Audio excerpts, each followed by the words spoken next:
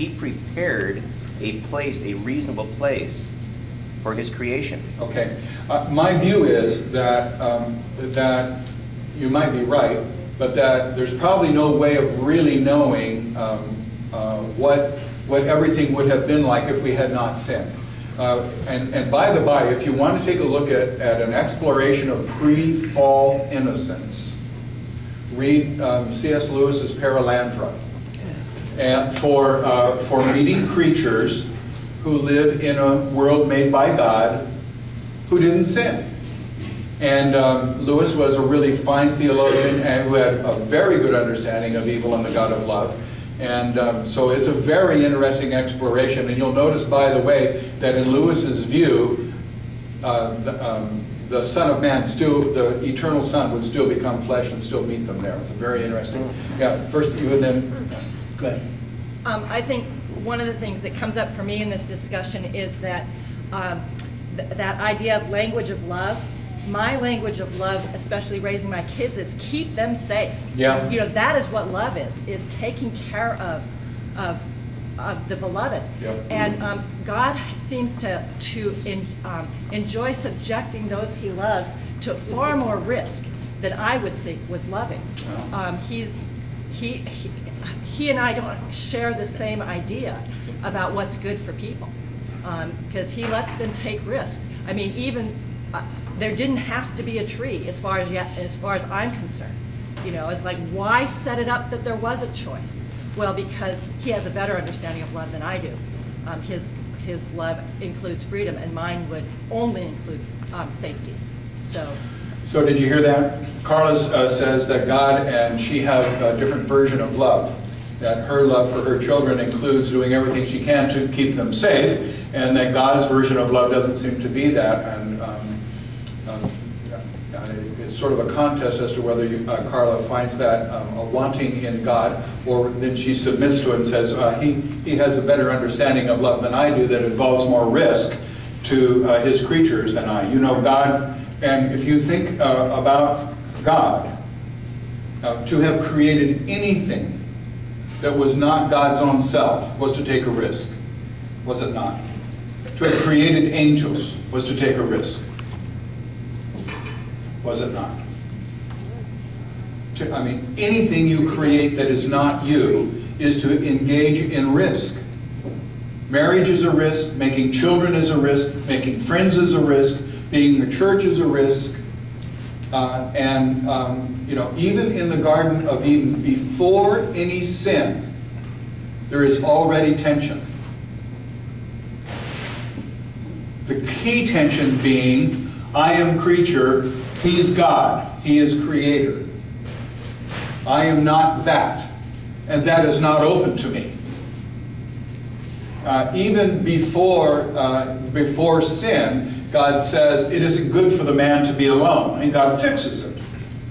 But already there's that tension, and then there's the tension of they are not alike, but they are naked and not ashamed, so their relationship is just what God intends, and all that. But you should just notice that before any fall, there is tension. There is also the tension of that which you may not have. In the tree of the knowledge of good and evil, you can decide how hard to reify that story, and I don't care too much how much or little you do, frankly, but the key thing to me about that is that the issue of us being creature and God being creator is one that we don't do well with. And the tree in the middle of the garden just gave us an opportunity to express our decision to live our way and to sort of reason it out on our own. I just love the use of human logic on Eve's part in the garden. The whole Enlightenment is exposed to that, and so is postmodernity. So some people have said that God kind of did a dirty trick by putting the tree there. But honestly, would it have turned out differently? No. If there had been no tree, would it have turned out differently? No. No, because in the end, God is what we are not, and will never ever, we will never be creator. Ever.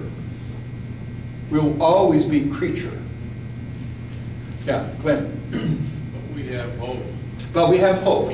Going back to Mark's comment about Paul, Paul talks about the hardships that he experienced. He was flogged 39 times, a day and a night at sea, stoned 3 times, left for dead. Yeah. All of those things. But God did not permit him to drown. He had a plan for Paul. Paul had to go to Jerusalem and then be taken to Rome, Yep. testify, Yep. and tell about the gospel. He had a plan for it. Paul was not so special, it was just for him. God has a plan for each one of us too. Yes, but when we say God has a plan for you, what most people tend to hear is, God's going to take care of me, and I will be healthy, wealthy, wise, my wife will be beautiful, and my children successful. Yeah, you're exactly right. We may lose our life someplace along the way in an unusual way, but it's part of God's plan, and it works out for good. Yeah. And so that's our hope and our joy. Right. We're not just subject. Our lives are not crapshoots. Our lives are not crapshoots. They are not, because God is within us and has a plan for each one. So does that mean, Glenn, that, so thank you. There's no question about all of that. You remember Tevia's prayer in Fiddler on the Roof? Once in a while, couldn't you choose somebody else?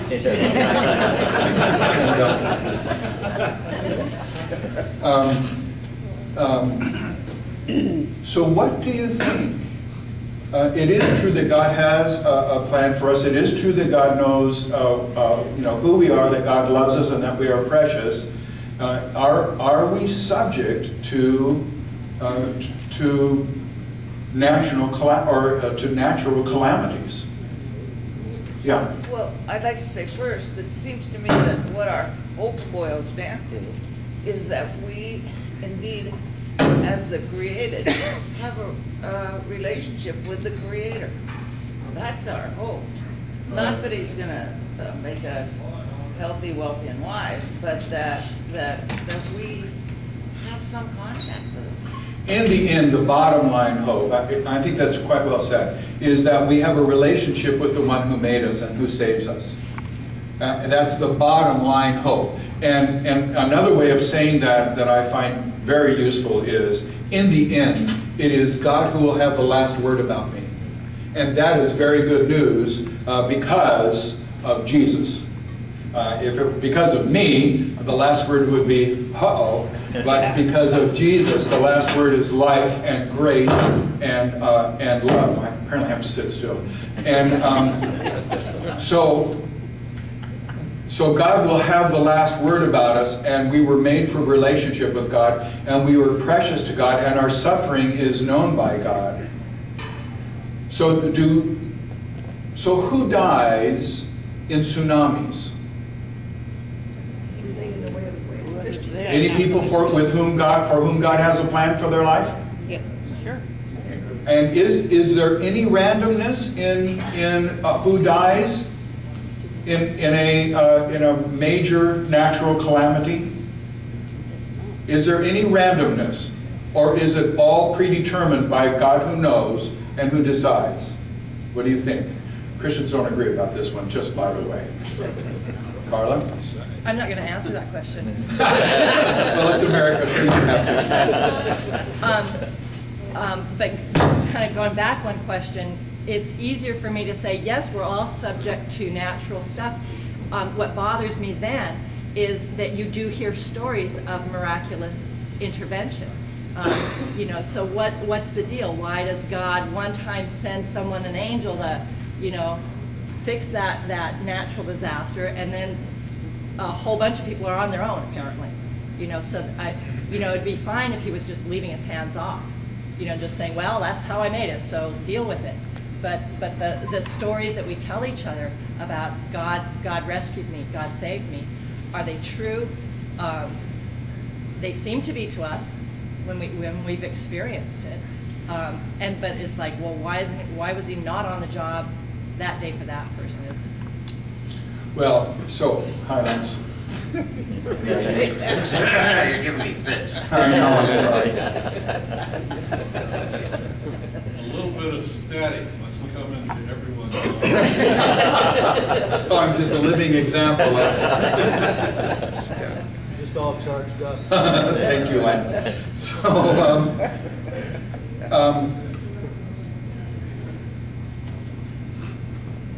Ecclesiastes says, like a bird caught in a snare is a person caught in an evil time.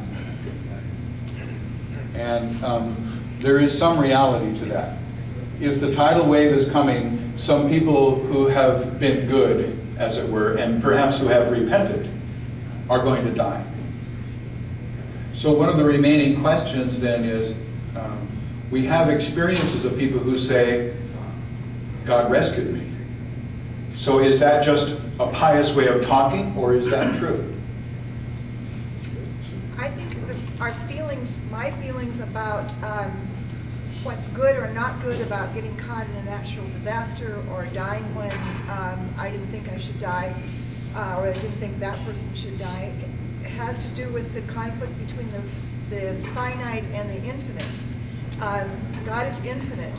We live in a finite world. He's allowed us an imagination that allows us to conceive of the infinite, but we can't quite get to all the details, and we are constantly confronted with the finite. So when I think about what God is doing, whether it's good or not, it has to do with what I can see here, because I have sort of a notion that I need to live to X number of years and die in my bed in my sleep without pain. And that would be a good God if that would happen. But God sees far beyond this. His kingdom is now and forever. So he has a totally different view, I think, of what's good for me or not, or good for all of the people living in the world, or his desire for all of the people living in the world.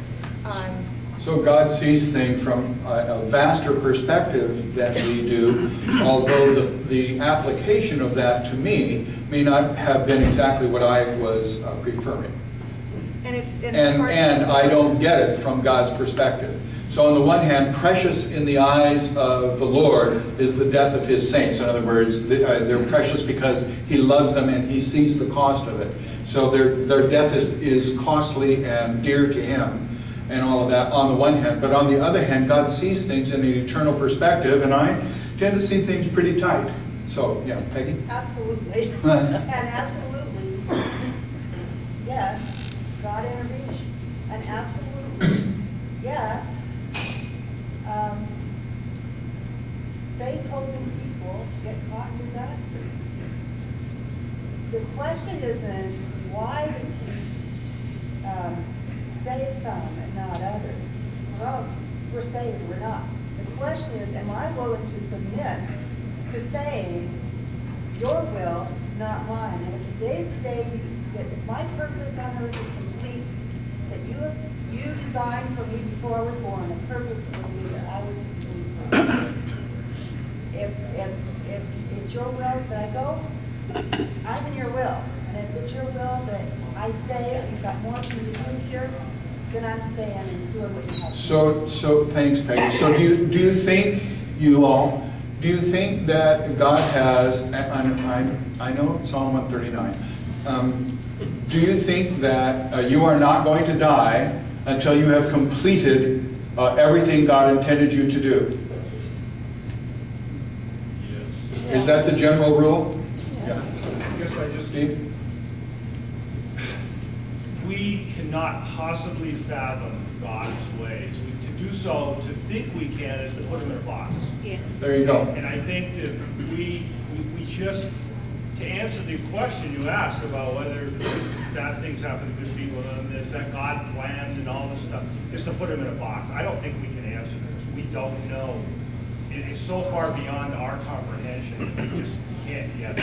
Well, I think that that's a really important set of comments. I mean, this is like the third or fourth comment that in the same direction, which is we are not going to understand this. We have a need to try to dig around it